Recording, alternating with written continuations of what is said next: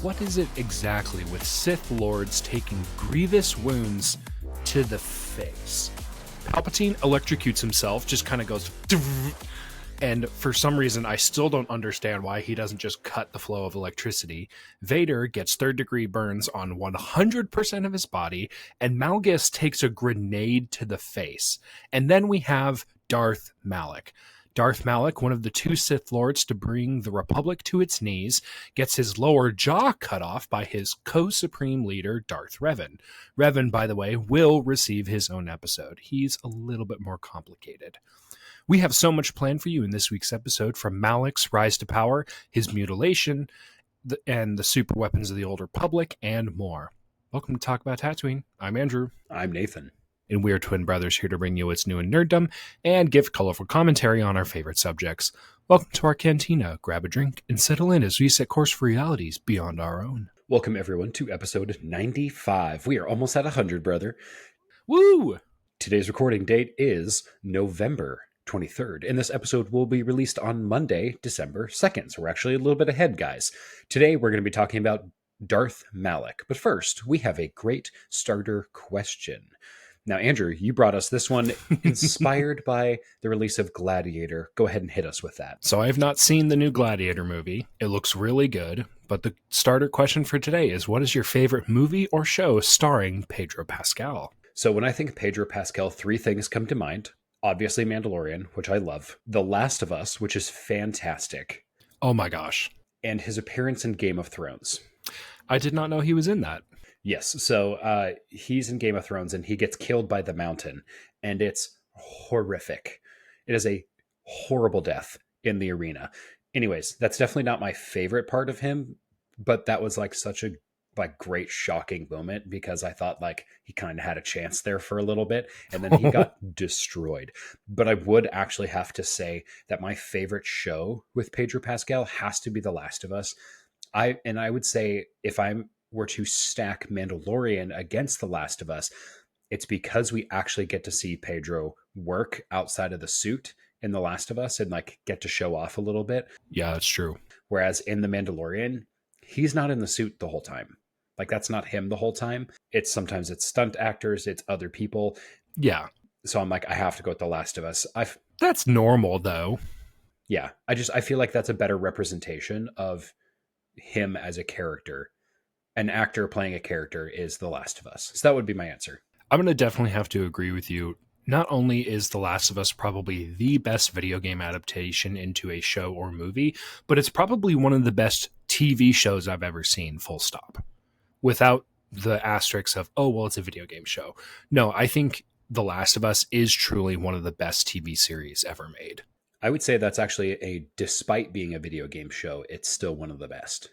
Yeah, in spite of it, because usually video game adaptations totally blow. Absolutely. I do want to put in that, like, when Pedro Pascal hosted SNL, it was very funny. So I was watching a behind the scenes video, and the voice that Pedro Pascal does for, I think it's an LA resident, a Los Angeles, native, he kind of talks like that, and he is like really funny.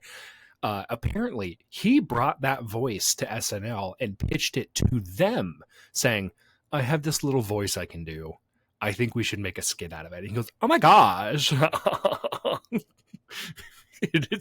was like, oh my gosh, he's a perfect man. He's a perfect man. All right, folks, we're going to get into the episode. Let's start from the beginning. It was the year 1977, and a struggling director by the name of George Lucas releases Star Wars: A New Hope. Too far. Oh, okay. Sorry. The year was 2001. Multiple generations. Actually, that should be 2003. The year was 2003. Multiple generations, ourselves included, are born into a world where Star Wars has been in the zeitgeist our entire lives. We are in the middle of a Star Wars golden age. George Lucas is releasing movies again after almost a 20-year gap. Some of the best Star Wars literature is being published, and the games. Oh, the games. Malak was introduced in the classic RPG, Knights of the Old Republic, not to be confused with the massively multiplayer online role-playing game, MMORPG, The Old Republic, which covers, well, actually the same characters and time period as the single player edition, but it adds on to the lore as well. Just a quick side note, not everyone agrees on what the golden age of Star Wars games was, but here at Talk About Tatooine, we consider everything released between 2001 and 2006, with titles ranging from Galactic Battlegrounds, Starfighter, Battlefront, Republic Commando, Knights of the Old Republic, and Empire at War. That is our golden age. Knights of the Old Republic and Darth Malak lands about 4,000 years before the Battle of Yavin and 3,000 years before the Brotherhood of Darkness and the emergence, or rather, when the line of Bane started and they hid themselves within the dark side of the Force and became the Phantom Menace. So we're talking way, way before the movies. Yes, this is a long time ago. A long time. The Sith of the movies and the TV shows are those that have arose out of Bane's lineage, only existing in the shadows to deal death blows to the Jedi Order and the Republic. Malak had no need for secrecy. He was a ruler, a conqueror, and a tyrant. Malak's war with the Jedi was waged across the stars, with fleets, soldiers, and the resources of entire star systems drained to fuel the Sith and Jedi war machine alike. The Sith Armada sported Interdictor-class cruisers as the backbone of its navy. Designed as a very obvious precursor to the Imperial Star Destroyer and the Republic Acclamator and Venator, it was approximately 600 meters long and sported a crew of 2,700 personnel. Under the command of Malak, the Leviathan was feared among the stars, and under his command, it was one of the ships present at the destruction of Terrace, a similar ecumenopolis to Coruscant, but he levels the entire thing. The Sith fleet, in pursuit of Bastila Shan, leveled the entire planet, trying to take her out of the picture. Just for reference here, guys, we do love Star Wars ships on this show. Oh, yes, we do. An Acclamator was about 752 meters. The Venator was 1,000 meters. And the Imp Star Deuce, or the Imperial Star Destroyer 2, was 1,600 meters long. Now, keep in mind, that is an entire mile. That is 1,600 meters is 1 mile, like right on the dot. So, nice. A 700-meter ship, just under half that. So that's the scale we're working with. Just goes to show that when it came to ship design, the Star Wars Story Group knew what they were doing. Though the size of the ships and their growth over time, they tell a story of how ship technology grew and grew. Ships got larger, faster, and had more firepower than previous models. Malak's Leviathan would have been a bug on the windshield of Vader's Devastator, not to mention the Executor, his Super Star Destroyer. Would have absolutely just been swatted out of the sky. Yeah, it would have been an insect under the foot of Vader. I also think Vader would have absolutely slapped the out of Darth Malak, but we're going to get to that. Darth Vader and Darth Malak actually have quite a bit in common. Both of them have a very noticeable cybernetic implant. If you have small children, tell them not to stare. It's rude. They both are credited with destroying a planet. They have controlled a space-based superweapon, and they both have brought the Republic to its knees. Vader successfully, and Malak not so successfully. He got really, really close. The story of Malak, while relegated to legends, is still very fascinating and is far enough removed from the current lore that it could be easily canonized with very little effort. So, again, like we said, everything in this episode is technically not considered canon. It is in the Legends lore, but basically with the flip of a switch, Darth Malak could be brought back. So keep an eye out for shows that are deep into the Old Republic, as we could see more lore about Darth Malak and Sith around his time show up. One of the key details of the relationship between Darth Revan and Darth Malak is that Malak was the apprentice and Revan was the master. We're going to see that quite a few times throughout this episode. This is what led to Malak eventually attempting to slay his master, because the Sith cannot help but to try to kill each other. It's a whole thing. Telling the story of Darth Malak is always a little interesting, because Revan and Malak, while introduced in Knights of the Old Republic, their story was further expanded on in the Old Republic books. If you guys have a chance, really go back, read those Legends books. They're really good. They're very good. The story was further expanded on also in Knights of the Old Republic 2 and the MMORPG, The Old Republic. So his story does show up in quite a few different references of Legends. All right, let's move on to Malak's beginnings. Malak was the moniker that the bald man with the weak chin adopted when he became a Sith. Alec was his original name. Super original. Wow, you really tricked him with that one. Before his murdering days, Alec was a refugee of the conflict between the Mandalorians and the Republic.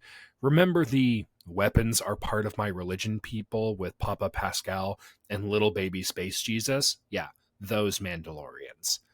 Alec's homeworld got raided by the Mandoa and was taken in by the Republic. He was taken in by the Republic. That he was attuned to the Force, he was quickly added to the Order, the Jedi Order, because Force children were needed to be warfighters. I mean, peacekeepers against the Mandalorians. So much peace, peace, peace, peace. Not at all conscripting children into their fight. However, Alec and Revan defect from the Order because, well, they have superpowers and lightsabers kick Mando ass.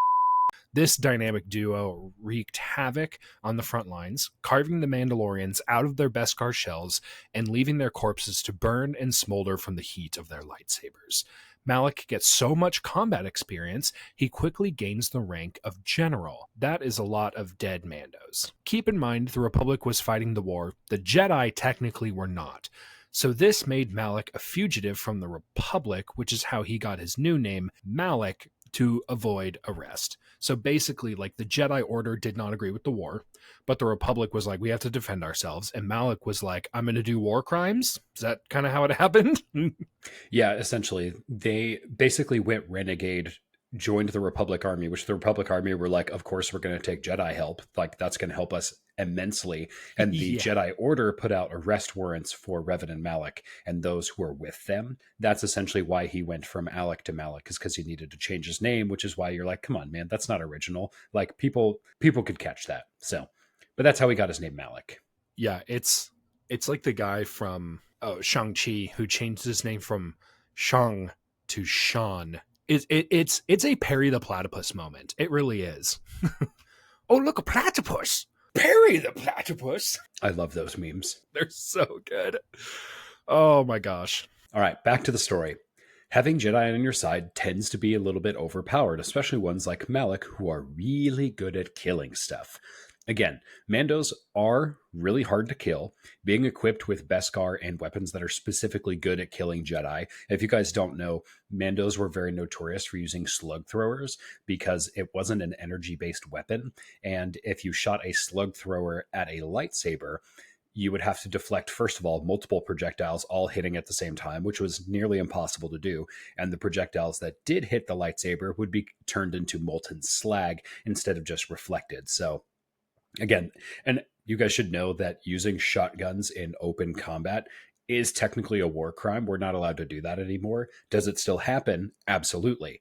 So just keep that in mind. So Malak killed a lot of Mandos in his time as a Jedi. So weirdly enough, this made him naturally a great Sith. So many of the greats were Jedi first, just saying. Like, a lot of fallen Jedi are like, we should try out this Sith thing. And then they do really well. Revan and Malak were personally turned by the Sith Emperor Tenebrae. Fun fact about Tenebrae is that he existed in the galaxy for about 1,500 years because he was able to transfer his spirit into different bodies, which multiple Sith Lords tried to do, including some that we had talked about in previous episodes. So some of them were actually able to do this. Anyways, Malak is now a Sith Lord. This is when he was tasked with finding the Star Forge with Revan. I think it's really funny that a lot of Jedi turn to the Sith because they're just like, wow, killing is really fun. I'm so good at this. I'm really good at this. These people aren't even trying. It's like, well, you have superpowers and a laser sword. Yeah, so no duh. Yeah, no duh. Okay, let's talk about the Sith Empire real quick.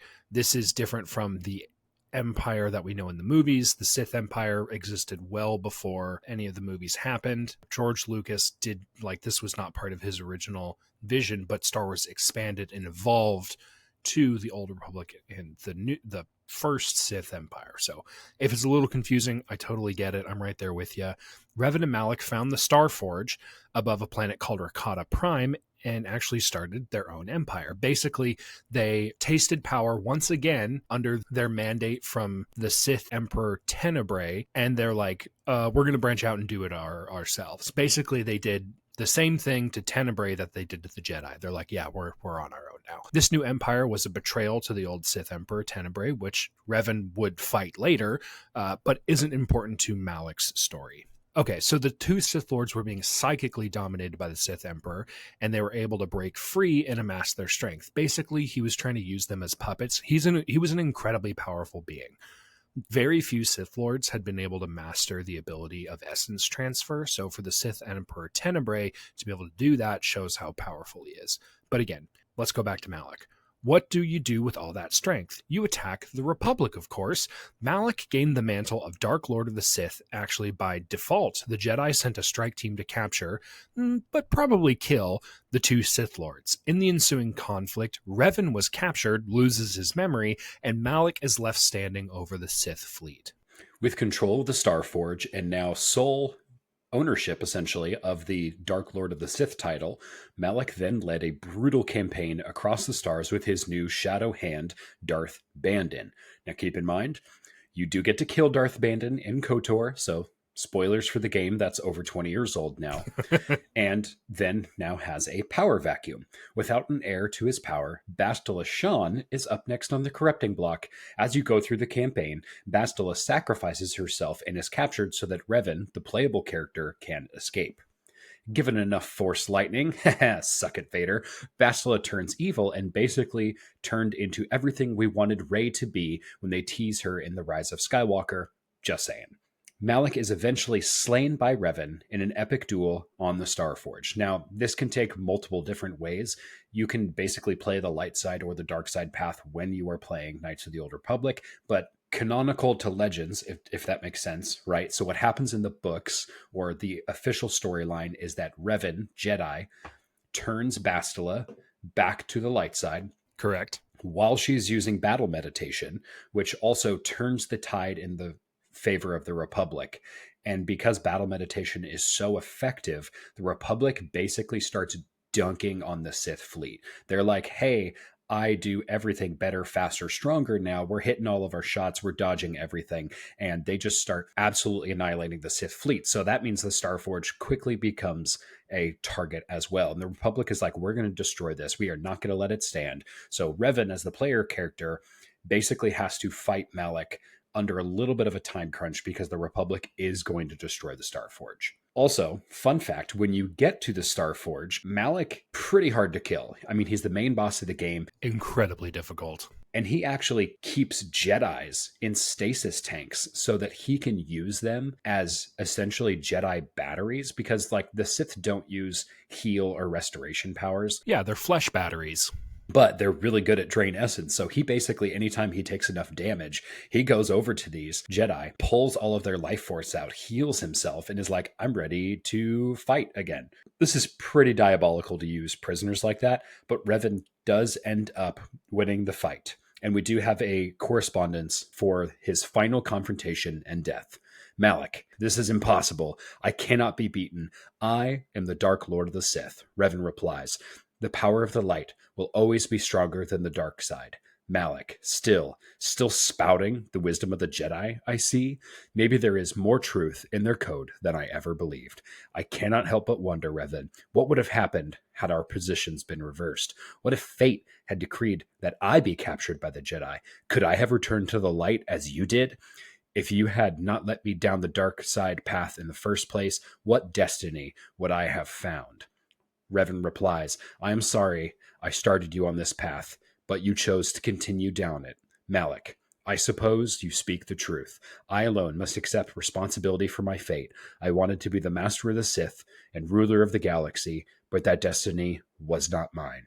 Revan, it might have been yours, perhaps, but never mind. And in the end, as the darkness takes me, I am nothing. Honestly, a great death monologue. Yeah. How many times did you play through Knights of the Old Republic? Easily over a dozen. I think I beat that game probably 15 to 16 times. I think my completion rate for that game was probably around 5 or 6, which is still a lot. Yeah, I beat it a lot. Okay, let's go into Malak's power set.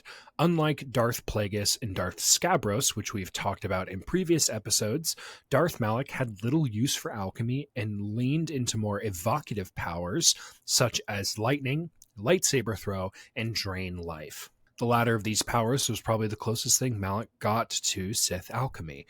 While we have said earlier on this podcast that we believe the most powerful Sith tend to dive into every aspect that the dark side has to offer, this does not diminish the raw martial potential that Malak is able to bring. The lightsaber throw is probably the pinnacle of risk versus reward when it comes to combat as a Force user.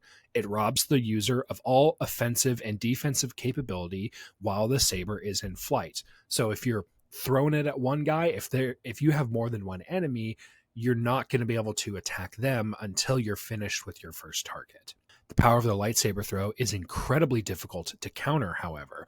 Rotating around the hilt as it cuts a swath towards its victim, the saber becomes incredibly difficult to deflect like a normal blade would be.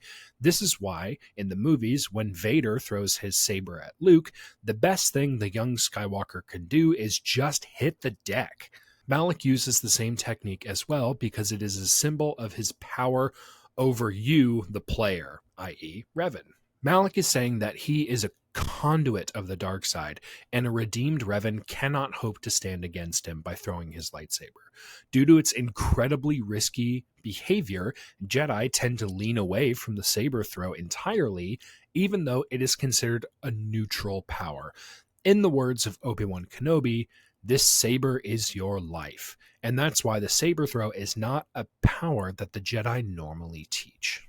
As for lightning and drain life, from a gameplay perspective, these have very similar effects to the player character, and that when Malak unleashes these powers, he damages the player. Lightning is one of those powers that separates those from the light and the dark side, as lightning requires a reckless abandon for the user to wield it effectively. You have to channel a lot of hate and anger for that to work. Malak is proficient in his use of Sith lightning because he is all offense. Again, it's not an ability the Jedi would teach you. Drain life, however, goes down to a much deeper level than lightning or saber throw. Drain life requires the conjurer to rip the life force from the midi-chlorians of their enemy. Need I say it again? It is not an ability the Jedi would teach you. To defile another living being while they are still alive goes against everything the Jedi stand for. They cannot conscience it, and those who would use this ability are subject to the judgment of the Jedi Council, usually at the end of a lightsaber blade. Side note, it would be metal as to see a Sith in live action or in like an animated production to suffer a wound in a fight with a Jedi, and then fueled by the power of the dark side, the Sith becomes enraged and in a massive uptick in strength and fury disarms the Jedi only to hamstring them, bring them to their knees, and immobilize them with the Force. Using the rage flowing through them, the Sith grips the face of the Jedi before them, and under the palm of their hand, it begins to glow like this red-orange, almost as if the Sith is burning the Jedi. Then you quickly begin to see the face and features of the Jedi shrivel up and wither, as if they are rapidly aging right before your very eyes. The camera pans out, and the wound that the Sith suffered earlier begins to re-knit itself as every single cell in the body of that poor Jedi is being ripped of its life force and drawn into the Sith Master. The Sith, now back at full strength, casts aside the body of the Jedi, and when it hits the ground, it is no more than a desiccated corpse.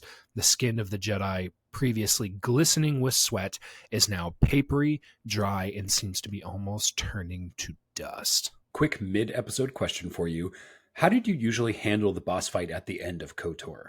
It's quite difficult, and unless you cataloged a save file before the end game, you can't level enough to beat him if you aren't already strong enough. That's a really good point. Like we said before, the boss fight against Malak is incredibly difficult. He's hard to beat. And if you didn't do enough of the side quests before committing to the Starforge end game, you were toast. Like you just couldn't, there wasn't enough battles leading up to Malak for you to level up enough to get that one more power, two more powers that you needed to beat him. You basically needed to go into the end game fully ready to kill him. To quote one of my favorite movies of all time, I used a mine. A mine! Well, hundreds of mines, actually. There's a portion of the final boss fight where you don't quite trigger the final monologue, even though you're in the room with Malak. He's just kind of standing there, and you have to cross a threshold before he becomes aggressive. What I was able to do is actually place a bunch of mines on that narrow walkway where you enter the room. Malak, being a PC, has no choice but to just charge you and run into the mines. This was 2003, mind you. They weren't that smart to begin with. So from there, you could just get past the first cutscene, kill Malak's Jedi flesh batteries, and then run back onto the walkway, and Malak would detonate whatever mines you had left. Usually he would run into a bunch. He would, trigger that first cutscene to say, I'm so strong. I have these Jedi meat bags to suck the life out of. And then that would trigger kind of the second phase of the boss fight. For whatever reason, on multiple occasions of my playthroughs of KOTOR, probably because I was a dumb kid, I always spec'd into awareness and demolitions, so I didn't just die from mines that I couldn't key in on. So by the end of the game, I would use those skills to detect, dodge, and sometimes disarm those mines around the rest of the game, and I would add them to my inventory. Being also a loot goblin, I then had enough cheese to take down Malak with basically no fight whatsoever. I've basically done the same thing. I have also used the hit and run method with lightsaber throw and heal, basically just running around trying to stay as far away as possible, although the game mechanics can allow Malak to strike at you before you cast heal, depending on how close he is to you, so just keep that in mind. It's a live action game, but it's turn-based, so if you get stuck in that animation, you're taking damage. I died a lot using this strategy, but I've also done the mine strategy before too. It's pretty gratifying, and it does kind of make you feel like a troll. I've also played the game all the way through as a completionist and taken him head on before. I've beaten this game dozens of times, so I feel like I've tried everything at this point to try to take down Malak, and have done it multiple ways. For sure. So, back into the story itself, after Malak is killed and Bastila Shan's battle meditation neutralized, the Republic fleet quickly overwhelms the Sith. The Hammerhead corvettes of the Republic, like what we see in Rogue One and Star Wars Rebels, move in a cosmic feeding frenzy, laying waste to the Sith. Get it? Hammerhead feeding frenzy. They lay waste to the Sith, their demons, and in the end, they direct their guns to the Star Forge itself. A station which had stood for millennia, built by the Rakatan Empire, was atomized by the fusillade of laser fire from the Republic Navy. The Sith threat had been beaten back, and Malak and his apprentices had been killed, however at great cost. In the game, you actually have the option to kill Bastila or save her from Malak's dark influence. Like we said, canonically, Bastila is actually saved, and Revan ends up marrying her, which does create some drama with the Jedi, because they're like, hey, that's attachment, and he's like, you, I'm the savior of the universe. But that's a story for another day, because their offspring we probably could do a whole episode on. Absolutely. Which, I mean, as player characters, you were like, I can marry Bastila? You're like, I've waited this moment my whole life. BioWare is like trying to dump cold water on all of us, so, that's fun. In the words of Gene Belcher, my pants feel funny. Jane! Also, a fun fact for you, I put some sound bites into episode 94, and I put that sound bite of Bob yelling at Gene for doing something inappropriate. So I've got that on my computer saved as a sound bite. Anyways, perfect. I just want to share my final impression on Malak. I think he's really cool. I think he's really bad. However, because of the way he's written, he's kind of a bad Sith Lord. He gets his chin swiped off by Revan. Through victory, my chains are broken. And this was like back when they were allies too. He was like, hey, I don't really like all the back talking, just, like cuts him off, and only gains the mantle by default. His first and second apprentice both die or are converted or reconverted back. Nobody's able to succeed him, and he loses the fight against Revan. There's no encounter with Revan that he wins. So kind of a bummer. I think he does a really cool stuff, but he's mostly like He's a bruiser. He's all about offensive capability, doesn't really care about being subtle, using subterfuge like our more successful Sith Lords, and he mostly rides Revan coattails. And he, uses a self-replicating Starforge fleet to do most of his work for him. So, 6 out of 10. So in the game, did you ever let Darth Bandon live? You can let him live? I don't know. No, I'm pretty sure I killed him every time. I was always so excited to kill him because I was like, you're not Bastila. I am going to destroy you. Yeah, I'm pretty sure I killed him every time. I also really don't like the name Darth Bandon because I read it as Darth Brandon every single time. Which now means something different in 2024. Oh, yeah. Let's go, Brandon. Yeah, just cut him down. We are not a political channel. Please don't read into that. We're not those people. We're not those people, even though we look like those people. I tend to agree on your... Okay, so I tend to agree on your assessment, but for slightly different reasons. We come to find out that Malak's quest for the Starforge is actually being orchestrated by the Sith Emperor, which we've talked about. Malak is a tool. Literally and metaphorically, he is a tool. He barely claims the title of Dark Lord of the Sith before a reborn Revan cuts him down. So he's like, I am the master. It's like, no, you basically took the crown off of your Sith master because he dropped it on the ground, took a bathroom break, and then came back. And you're like, I am the master now. It's like, you're not, though. You're really not. He is incredibly powerful, that being Malak. But he is a weapon to be aimed by others, and unbeknownst to him, Malak is never in charge of his own destiny. If he was a Primarch, so talking 40k here, if he was a Primarch, he would be Lorgar. Ooh, rough.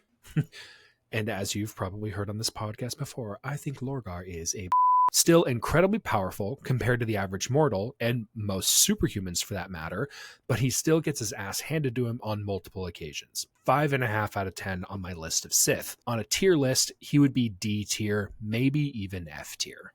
Yeah, a 5 out of 5 is like closer to D tier.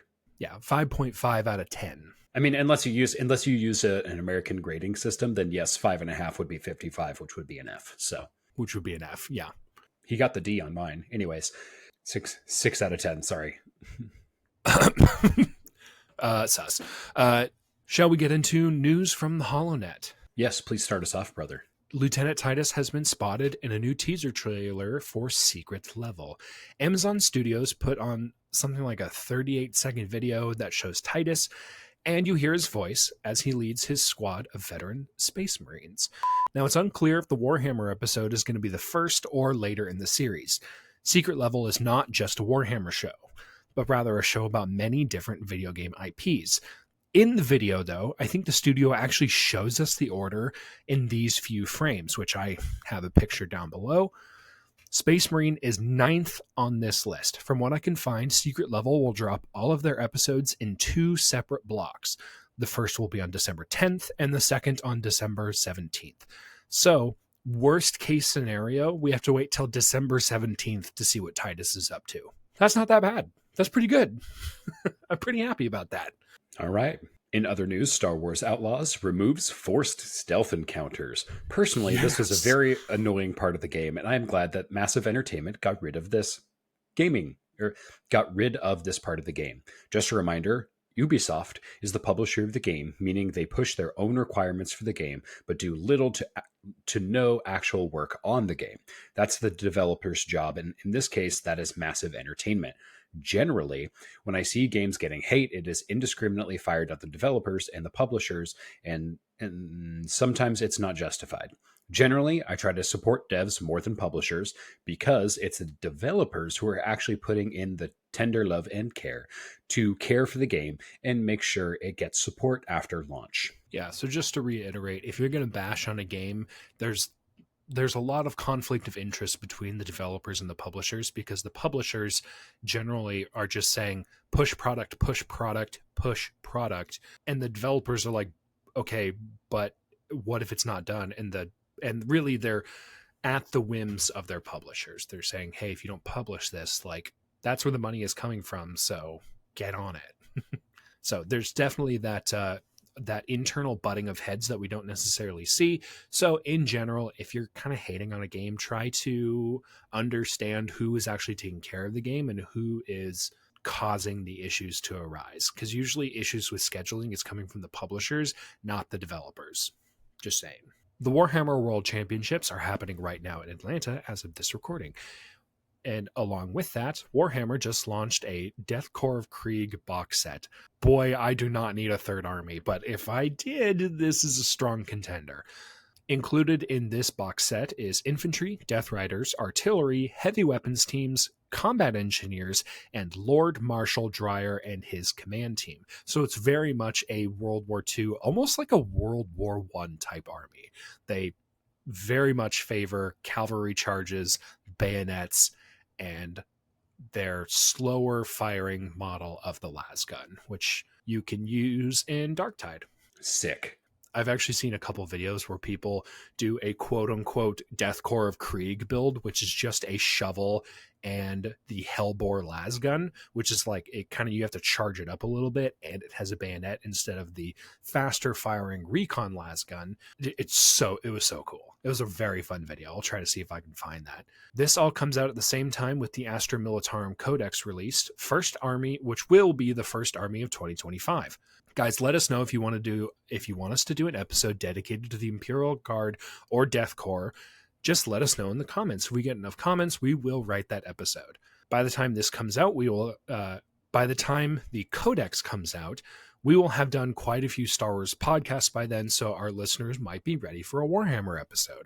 We have some additional Warhammer releases as well, new Eldari aspect kits and Fire Dragons, Exarchs, etc.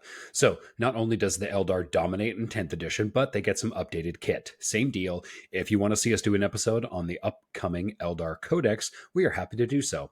We also see some new detachments coming for almost all armies, and big shout out to Auspex Tactics. If you guys don't know Auspex Tactics, go follow him on YouTube right now, because he is constantly on top of the Warhammer news. Usually I go to his YouTube channel other than the Warhammer community page to keep up with all this stuff. Seriously, if you are a Warhammer tabletop player, go subscribe to Auspex Tactics.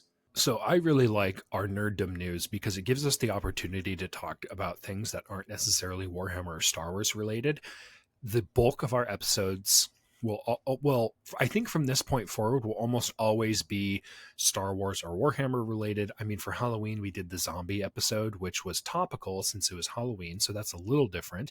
But I wanted to give a shout out to a studio that I really, really enjoy. Basically, every game they make, I'm really excited about and have put a lot of hours in.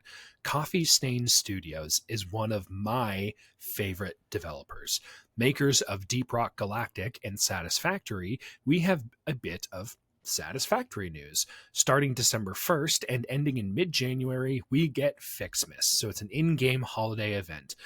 In-game, there will be a holiday celebration, including presents falling from the sky, a new research tree inside the MAM, which is paired with an advent calendar located at the hub. I love in-game events when it comes to holidays and stuff. It just makes it feel a little bit more special. So I'm really excited about this. We have not shown any Coffee Stain Studio games on our Twitch channel, but we might. I do have Satisfactory myself, and it's probably one of my favorite single-player games right now. Additionally, Coffee Stain Studios is releasing a custom Deep Rock Galactic beer tankard for the holiday season, and it's really cool. I kind of want it. In the Deep Rock Galactic, you can go to the bar in your space station and you can order beers, and they give you different bonuses based on what beer you buy. You use in-game special currency to do this. Just explaining this process, I'm like, man, I kind of want to play Deep Rock Galactic again. It's very fun. And now you can buy, I think it's launching a Kickstarter for these beer tankards. I will probably back it if I'm being honest. It looks pretty cool. And maybe if you guys hit us up in the comments, maybe we'll back this. We'll get a couple beer tankards and we'll give them away on the channel. But absolutely, you got to comment on the video first. That's all we ask. Last note from this studio, they're actually releasing a new game, which is a top-down co-op shooter called Dark Swarm. And there's a pretty strong chance that this is going to end up in my personal library. As you know, we are big co-op PvE players here on the channel. We don't have time to keep up with the Black Ops 6 meta. I'm not about that. But PvE shooters, I'm all here for. Helldivers, Space Marine, Dark Swarm, Deep Rock Galactic. We love these games. And hopefully soon, before the world crumbles around us, sorry, again, getting political, is we get the new Gears of War game, because I can't wait for the new Horde mode. There are very few games like Gears 5, or really the Gears franchise entirely, that I've put as many hours in as that game. It's a great franchise. I think the only games that really come close would be the Halo franchise. Because Star Wars, there's so much different, like, hey, RPGs, shooters, RTS, like there's so much different content. But I'm like, as far as straight up shooters, like Gears of War and Halo probably have most of my hours played. All right, guys, thank you guys so much for listening. We just want to give a huge thank you to our patrons, Mike, Isaac, and David, and also the Combrew, our biggest supporter over on Twitch. You guys are the reason we do this, and honestly have been a delight to have in our Discord server, as always. We post about movies, games, Warhammer, Star Wars, all these different things. It's really cool to see what everyone is getting up to in all of their nerdy endeavors. For just $5 a month, you can support us here at Talk About Tatooine so we can do more awesome things like giveaways, gaming events, and continue to make higher quality content.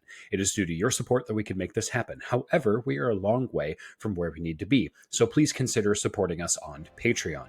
If you don't have the money, watch our videos. It is the best way to support us other than direct financial contribution, and it doesn't cost you anything.